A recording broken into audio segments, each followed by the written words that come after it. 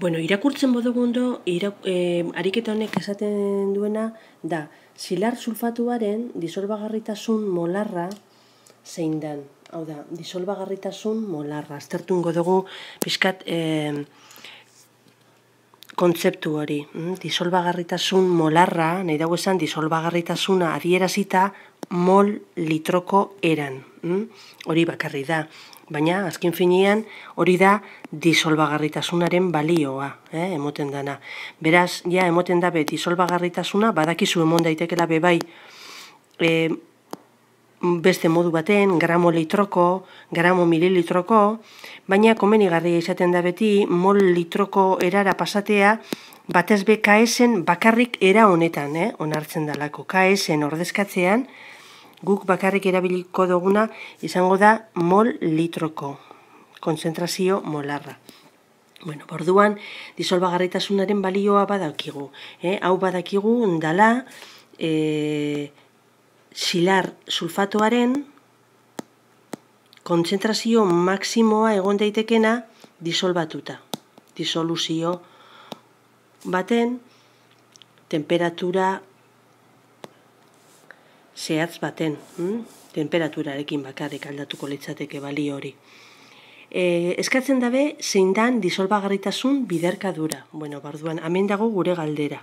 Disolbagarritasun biderkadura eskatzen dabe, beraz, gure galdera da KS. Oso garrantzitsua da zeukikutxi argi zein dan datua, zein dan balioa. Hemen ez da agertzen KS, baina nahiko berbaluziak dira, disolbagarritasun biderkadura da KS. Eta S disolbagarritasun molarra, hori ja badakigu. Bueno, badakizu gai honetan ezinbestekoa dela beti idaztea disolbagarritasun oreka. Orduan idatziko dugu disolbagarritasun oreka.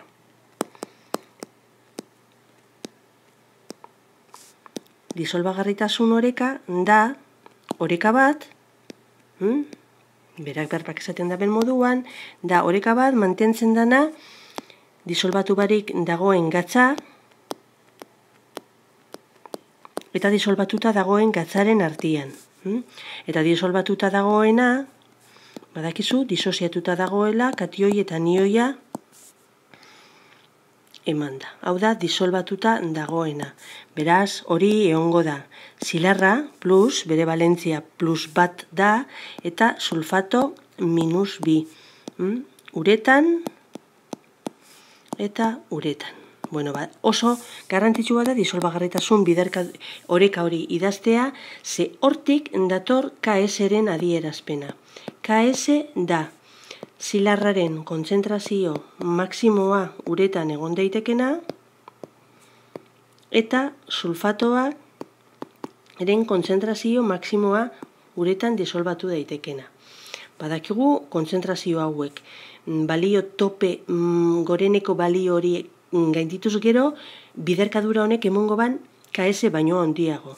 Hemen faltatzen dana da oreka horretan doiketa bat. Horregaitik hemen berbi ipini behar dugu. Kontuz horrekin formulak esaten dutzu zenbat zilar eta zenbat sulfato dago zen formula bakoitzean.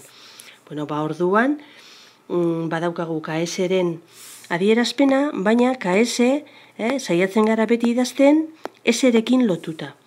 Bueno, KS idatziko dugu S-rekin lotuta, nola?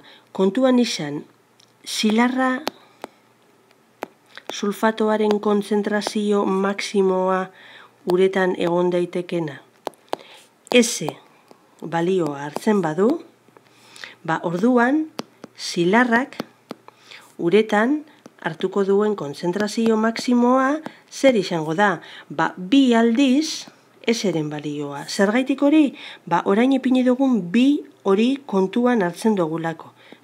Zilar sulfato molekula bakoitzetik bi katioi askatzen dira zilarrezkoak. Horregaitik, honen kontzentrazioa S denean, honen kontzentrazioa izango da bi S. Sulfatoarekin ez da hori gertatzen, ze sulfatoak bat bakarrik agertzen da. Orduan S-ren berdina izango da. Horrek, eramaten gaitu, KS-ren adierazpena idaztera nola? Zilarraren kontzentrazioa berbi, zilarraren kontzentrazioa bi S dala esan dugu, eta S-rena S, beraz, S. Honela, lortzen duguna da, KS-ek hartzen duen balioa dala, lau S ber hiru. Kasu honetan, ariketa honetan, ez ezaguna dugu KS. Beraz, KS-ren bila gabiz, orduan S-ren balioa ezaguna dugulez, lortzen dugu lau bider, eta hemen, beti hemen ipini disolbagarritasun molarra, hau da, mol litroko eran adierazitakoa. Minus bi, berriro.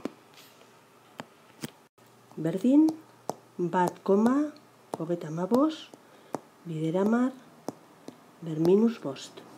Hori da KS. Baina ez da hori galdera bakarra. Beste galdera bat egiten damen.